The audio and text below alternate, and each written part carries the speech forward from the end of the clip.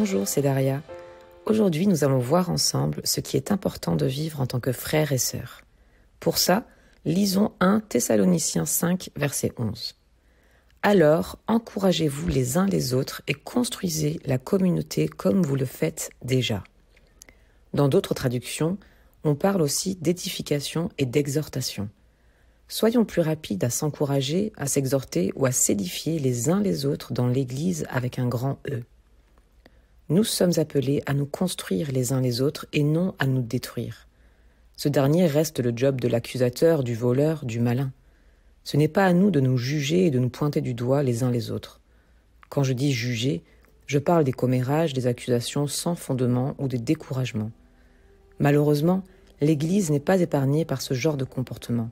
J'ai croisé tellement de personnes ayant été blessées dans une église par des frères et des sœurs. Je pense que si c'est mentionné si clairement, c'est que ça ne date pas d'hier dans l'histoire de l'Église. En sachant cela, concentrons-nous sur ce qui est important. Paul exhorte les chrétiens de Thessalonique à s'encourager, à se construire les uns les autres. Aujourd'hui, on peut s'approprier ces paroles pour notre vie. Si chacun de nous met en pratique l'encouragement et l'édification dans nos assemblées, on changerait l'atmosphère et on se construirait les uns les autres. On a tous besoin d'encouragement, que ce soit pour avancer ou pour fêter chaque pas en avant, ou encore célébrer des choses accomplies. Si on prend l'exemple d'un enfant, avec de l'encouragement, l'enfant va aller plus loin et ça avec le sourire. L'enfant avance soit par pression, soit par encouragement.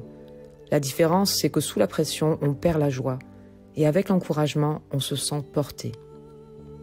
L'encouragement construit celui qui la reçoit. Faisons partie de ceux qui construisent leur prochain. Peut-être que tu te dis que tu aimerais toi-même être encouragé premièrement. La Bible nous apprend qu'avant de réclamer pour soi, faisons aux autres ce que l'on souhaiterait avoir pour soi-même. Qui ne souhaite pas être encouragé ? Faisons aux autres ce que l'on aimerait recevoir pour nous-mêmes. Luc 6, verset 31. Faites pour les autres tout ce que vous voulez qu'ils fassent pour vous. Et si on prenait ce verset du jour comme une opportunité d'encourager les personnes qui nous entourent dans l'Église ? Comment faire ?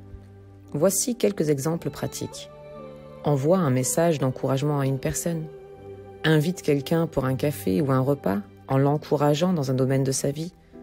Encourage une personne pour ce qu'elle a accompli pour le Seigneur. Partage un verset encourageant ou même peut-être cette vidéo. Tu as peut-être d'autres idées qui te viennent, mais tu comprends l'idée ? Tout commence avec la décision de faire partie de ces chrétiens qui encouragent, édifient et qui construisent leur prochain. Nous sommes le corps de Christ.